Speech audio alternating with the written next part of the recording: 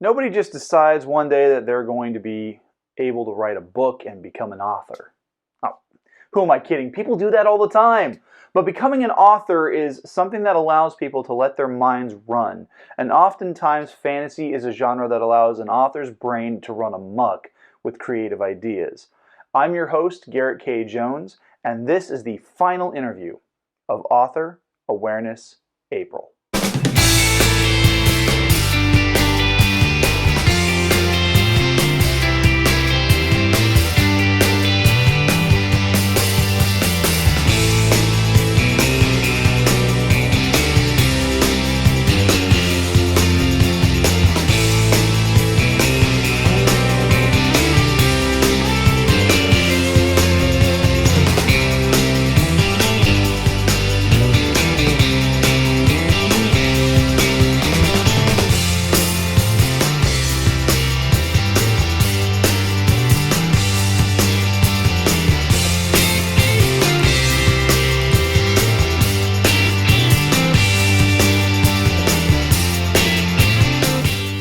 Happy Saturday and welcome back to The Right Way.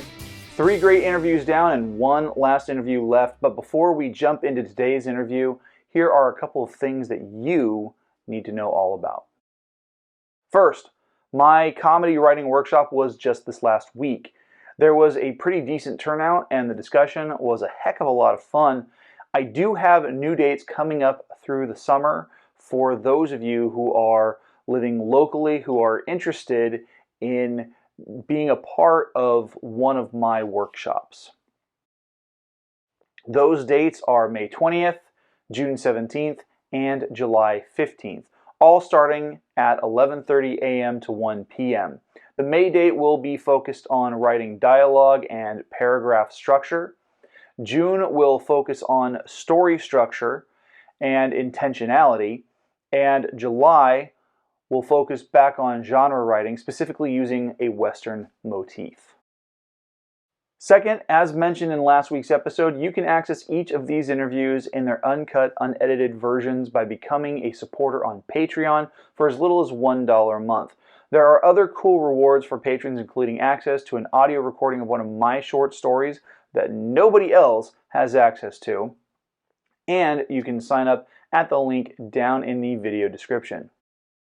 Lastly, next Saturday, May 6th, it's Free Comic Book Day. This is an annual event where comic book shops around the country will provide free samples of new comic titles being released later in the year. This year, I will be down at DJ's Collectibles shop in beautiful downtown Hanford, and I will have copies of all 5 of my books available, plus a few extra fun items. Come on down because I would love to see you guys there.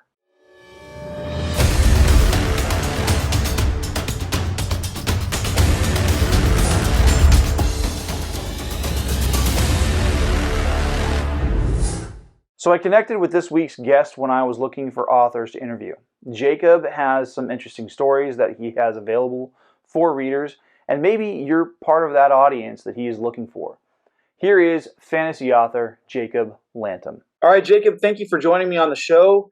Tell me about your work and what you write. Well, I first got into writing because I wanted to accomplish something. Something of note. Like anyone can go work a job, make $1 billion or whatever. I wanted to do something that means something, and I wrote a supernatural thriller series called The Vigilant One. It's about a vigilante turned exorcist. Whoa, that's kind of cool. It's like if Batman and John Constantine fused into one person. More like Frank Castle. Okay, I like that. And it's inspired by my. It was loosely inspired by my, real life. On March 28th, 2010, I legitimately walked into somebody's exorcism without any warning. Whoa, holy cow. Yeah, it opened my eyes, man. Yeah, I bet. That's kind of That's not one of those things that you get to see often and or at all. And wow, that is just insane. The same people that were there, they taught me how to spiritually defend myself. That's very cool. It's very cool. And so this prompted you to write this particular book, and so like what is your main character just trying to fight off a bunch of demons and perform these exorcisms, or is there like a singular big bad that he has to fight? There's three of them. When we first find the protagonist, he's a week away from getting married, Mm-hmm. and long story short, uh, they they burst into the electronics store. They duct tape his fiance and his mom together, and right in front of everyone, they douse the both of them in nail polish remover and gasoline, and they light them up. Ouch. And the justice system failed, so he's like, "I'm gonna go get a gun." I'm trying not to give Too too much much away. away. Yeah. While in the middle of doing all this, his conscience turns back on. He kind of goes, "What the heck am I doing?" Mm-hmm. He comes to God, and he finds out that the three men that took his family were possessed. And through a really miraculous deal that he got, he was able to rejoin society Mm-hmm. a year later, and those same three spirits, Mm-hmm. they attack his new one, and this time he does it properly. Very cool. Very cool. So, you said you got into writing because that you want to do something that uh, made you feel fulfilled and to have some kind of an impact. Um, Yeah. are there any writing inspirations that you personally have beyond your personal experiences that Oh, prompted you to write? the show Yellowstone. The guy who created that also wrote a couple other movies, and this is when I was first starting to get into writing. And the guy's name is Taylor Sheridan. He's a good writer. Yeah, Um, Yellowstone's a pretty solid series. I also credit actually J.K. Rowling because I had to create a school out of thin air. That's not easy to do. No, it's not.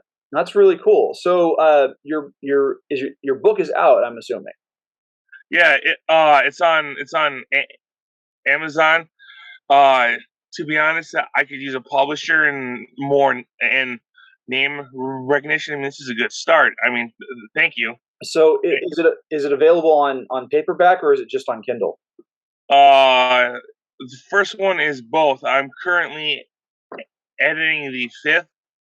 I have first drafts all the way up to book 7, Oh wow, and I'm gonna write the prequel.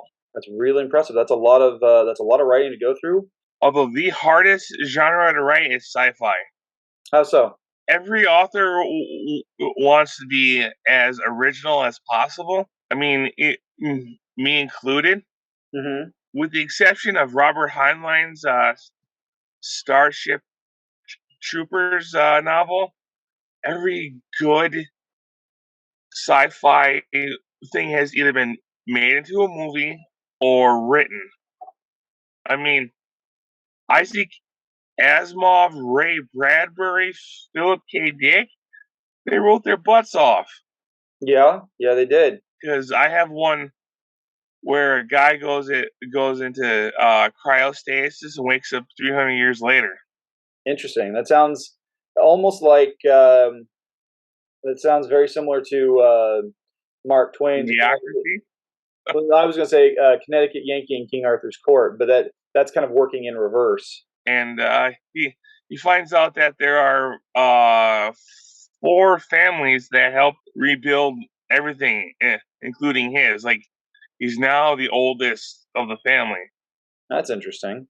Jacob, we're getting ready to wrap up here. How can people get a hold of you? How can what social media platforms are you on? Do you have a website? How can people get a hold of your books? Oh, my books are on Amazon. Just in the search bar, just type my name. Hmm. And for now, I am on Instagram. I'm under Jacob Lantom author. Awesome. Well, Jacob, thank you for being on the show. I really appreciate having you come on and talking about your series. Thank you.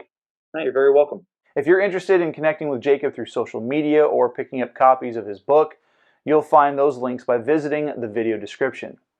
If you're interested in seeing the uncut, unedited version of this interview, you can easily sign up as a supporter through Patreon. There are support options of $1, $3, and $5 per month, and all patron levels get access to the uncut interviews. But the higher you go, the cooler the rewards.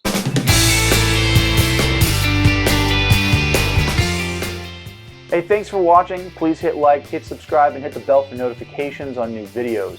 You can support this channel on Patreon and the merch store. Those links can be found down in the video description.